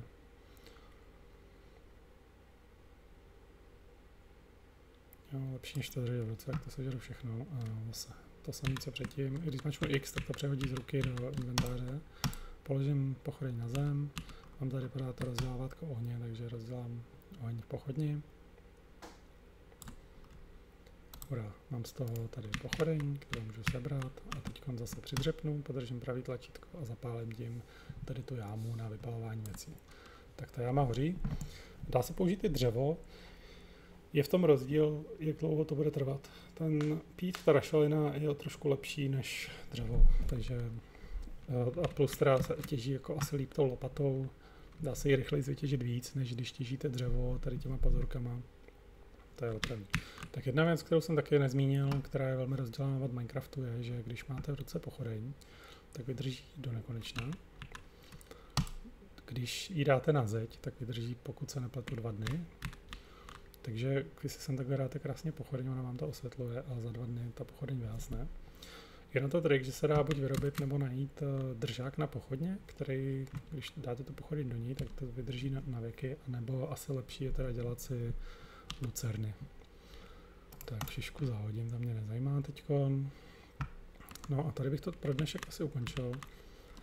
Dostali jsme se teda do stavu, kde neumírám hlady, mám všechny základní nástroje, co potřebuji, plus nějakou zásobu teda jídla, mám tady spoustu různých hub a tak dál. A mám tady hlínu, mám i označenou na mapě, kde potom najdu že další hlínu. To bylo teda, pokud se nepletu, docela daleko, jo, až tady dole. Ale ona teda ta hlína se vyskytuje docela často a vůbec bych se nedivil, kdyby byla i někde poblíž tady toho, no, jako s vysokou pravděpodobností bude. Jo, ať už jako červená nebo modrá.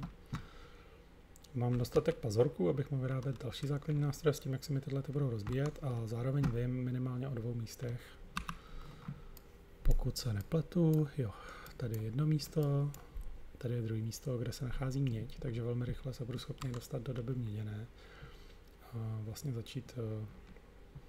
začít vyrábět nástroje z mědi. Ten první nejdůležitější asi pila, která vám umožní řezat dřevo na prkna, ze kterých pak můžete vyrábět všechno možné, co potřebujete pro tu base. A vlastně se bootstrapovat, dostat se někam jinam. Takže jo, takhle to ukončím. Tohle je můj první pokus dělat nějaký video jako let's play. Nevím, jestli moc melu, nevím, jestli málo melu, nevím, jak zní ten mikrofon. Můžete mi to rád vidět. A vlastně nevím, jestli to dělat takhle dlouhý, nebo to sestřihávat, nebo co s tím. Tak jo, jenom mi přišlo, že Vintage Story nikdo v Čechách moc nehraje, tak jsem si říkal, proč vlastně neudělat video z toho, jaký hraju já a vlastně neukázat lidem nějaký ty základní mechanismy. Dneska to bylo dost nudný, bylo to fakt jenom o tom přežít. Přišli jsme 3 noci získat tyhle ty základní tooly. Nejtěžší teda byly ty košíky do ruky, protože z nějakého důvodu v tomhle světě prostě všechny ty rákosy byly moc daleko. To normálně máte prostě hotový během prvních 10 minut. A pak teda zajistit si nějaký trvalý zdroj jídla. Tady ty keře já postupně budu nacházet další a budu vysazovat prostě postupně další a další. A tím oni budou rotovat, jakože tenhle ten keř dospěje za 7 dní a pak ten další, co vysadím třeba za 5 dní, dospěje dál a dál. Budu mít v podstatě trvalý zdroj jídla a samozřejmě taky v podstatě okamžitě přejdu na pěstování nějakých obilí. Teď vidím, že květen, 4. května v této hře se střídají roční období, což je velký problém, hlavně co se týče zimy, protože v podstatě první rok jediný, o co se snažíte, je získat dostatečný počet zdrojů, abych neumřel v zimě. V zimě se nedá pěstovat moc jídlo, pokud nemáte skleníky a i tak to jde velmi pomalu a většina zvířat se někde schovává nebo se jako velmi blbě loví. No, jak jste si mohli všimnout, skoro všechny zvířata přede mnou utíkají, takže musíte jako velmi intenzivně pronásledovat nebo na ně stavět nějaký jámy, do kterých je chytíte a tak, jde to blbě. Takže ideální je mít na zimu, která trvá několik měsíců, dostatečnou zásobu všech potravin, plus teda dřeva a všeho dalšího, abyste neumrzli a neumřeli hladem. Taky je v zimě hodně tma, jakože v podstatě to je realistický, že se stmívá brzo a vlastně není moc prostor na to cokoliv v zimě dělat, kromě nějakého kovaření nebo tak, protože pořád máte tmu. Tak příště bych se rád vydal teda na stavbu nějaký základní base, a možná i na nějaký menší dobrodružství, co se týče lovení nějakých artefaktů nebo tak. Tak jo, mějte se. Čau, čau.